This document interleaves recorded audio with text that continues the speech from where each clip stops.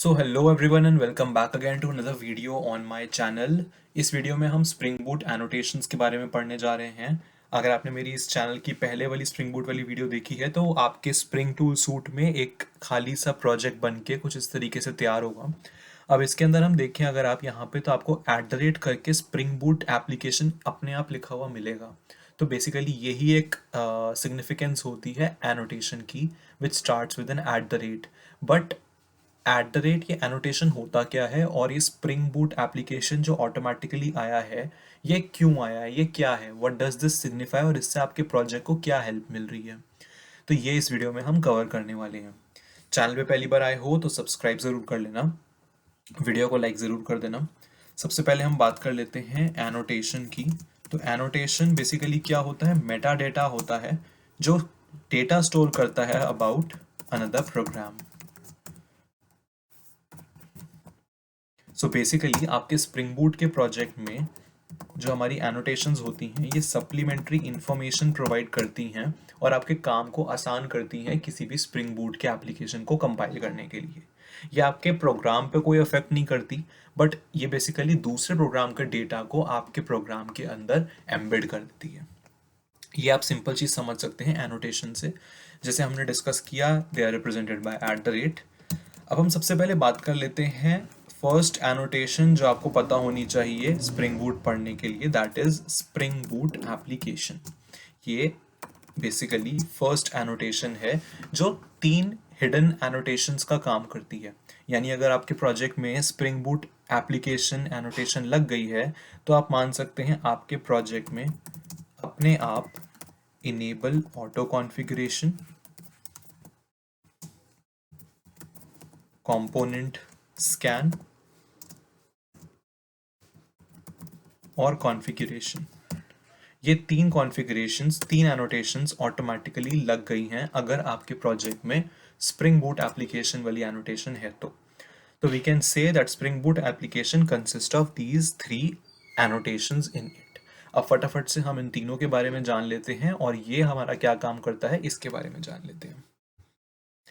तो सबसे पहले हम बात कर लेते हैं इनेबल ऑटो कॉन्फ़िगरेशन की। तो इनेबल ऑटो कॉन्फ़िगरेशन, जैसे अब हम जाते हैं अपने स्प्रिंग टूल सूट के प्रोजेक्ट में, तो यहाँ पे हमारा ये प्रोजेक्ट था और जैसे हमने पढ़ा था लास्ट टाइम में pom.xml के अंदर क्या होती है, हमारी डिपेंडेंसीज होती हैं जो हमने स्प्रिंग इनिशियलाइजर में डिपेंडेंसीज ऐड करी थी, राइट। तो हमारा इनेबल ऑटो कॉन्फ़िगरेशन क्या करता है, जैसे अब मेरे पास ये JPA की डिपेंडेंसी यहाँ पे एडेड है जैसे आप देख सकते हैं। तो इस डिपेंडेंसी को रिक्वायर्ड कौन कौन से कॉन्फ़िगरेशंस चाहिए होंगे। अब ऐसा तो है नहीं कि आपने सिर्फ डाल दिया डिपेंडेंसी तो आपकी डिपेंडेंसी आ गई, नहीं, इसके रिप्रेजेंटेटिव कुछ इसके कॉरेस्पॉन्डिव कुछ आपको कॉरेस्पॉन्डिंग कुछ कॉन्फ़िगरेशंस भी करनी होंगी, कुछ जार भी करनी होंगी इंस्टॉल। तो ये सारी चीज़ें जो इस डिपेंडेंसी के कॉरेस्पॉन्डिंग कॉन्फ़िगर करनी होंगी वो आपको नहीं करनी, वो ऑटोमेटिकली आपके इसकी वजह से हो जाएंगी। आपने @ जो लगाया एनोटेशन, इसकी वजह से ये सारी एनोटेशंस कॉन्फ़िगर हो जाएंगी। This is a meaning, simple meaning of enable auto configuration. I hope this is clear. Now moving forward to configuration.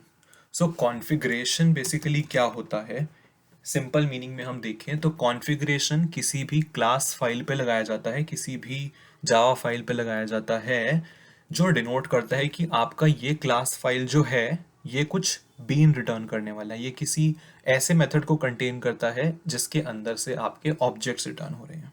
Simple meaning में बात करें तो it is applied to a class which can contain methods that return objects, और इसी को ही हम been कहते हैं। ऐसे बीन क्या होता है, बेसिकली ऐसे मेथड्स जो आपके ऑब्जेक्ट रिटर्न करें। तो अब मान लो आपके पास एक क्लास है book.java करके, ठीक है। अब ये book.java आपकी जो बेसिकली है इसके अंदर कोई ऐसा मेथड है जो मेरा रिटर्न करेगा ओबीजे को, ओके। तो मेरे को पता है खुद से जब मैं डेवलप कर रहा हूँ कि मेरे पास book.java में ऐसा कुछ होने वाला है, तो what I will do is I will write down @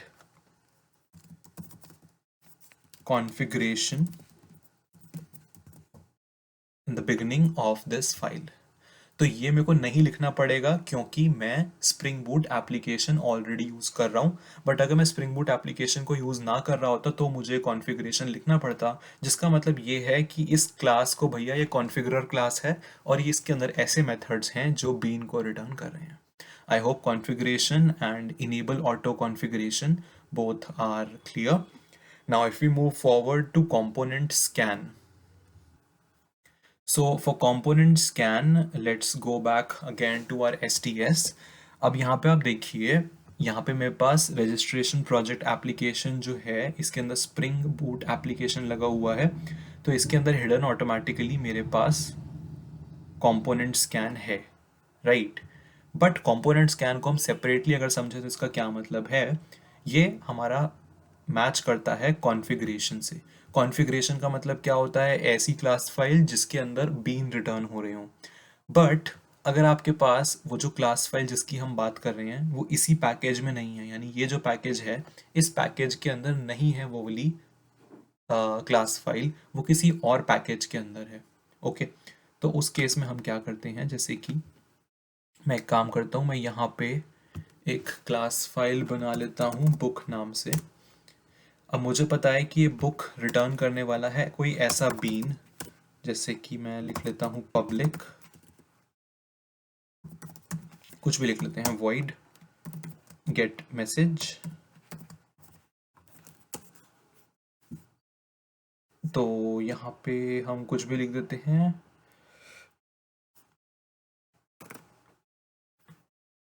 जैसे यहाँ पे मैं बुक का बना लेता हूँ, है ना। अब बुक मेरे को क्लास बनानी पड़ेगी, तो इतना हम डीप में नहीं जाएंगे। यहाँ पे मैंने रिटर्न कर दिया बुक का ऑब्जेक्ट बी। मुझे पता है कि ये एक बीन होने वाला है, तो मैं @बीन लगा दूंगा यहाँ पे।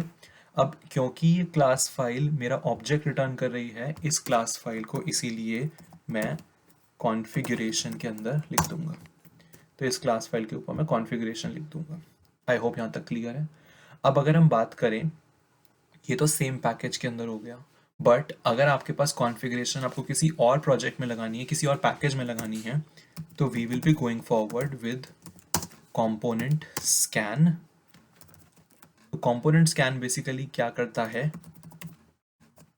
वो आपको यहाँ पे डिनोट करने में हेल्प करता है बेस पैकेजेस। यहाँ पे फिर आप अपना पैकेज डिफाइन कर सकते हैं, यानी कि अगर आपको जाना है com.project.anywhere, तो आपको यहीं पे ही डिफाइन हो जाएगा कि भैया मेरा बेस पैकेज, इसके अंदर जाके वो भी आपका कोई रिटर्न करने वाला है बीन। तो ये आपका बेसिक मीनिंग होता है कंपोनेंट स्कैन का, कॉन्फ़िगरेशन का और इनेबल ऑटो कॉन्फ़िगरेशन का। आई होप ये वीडियो, इतनी ही रखते हैं इस वीडियो को, समझ में आया होगा। अगर कोई डाउट हो तो आप मेरे को कमेंट सेक्शन में ज़रूर बता सकते हो। आई होप इस वीडियो में आपको बीन इतना क्लियर नहीं हुआ होगा। तो अभी और भी कई सारे एनोटेशंस बाकी हैं, ये तो फर्स्ट एनोटेशन था जिसके अंदर 3 एनोटेशन कवर हो गए। कोई भी प्रॉब्लम हो आप मेरे को कमेंट सेक्शन में बता सकते हो, I will definitely try to resolve that out. मिलते हैं जल्दी ऐसी किसी और नई वीडियो में। टिल देन गुड बाय, और चैनल को सब्सक्राइब ज़रूर करते जाना।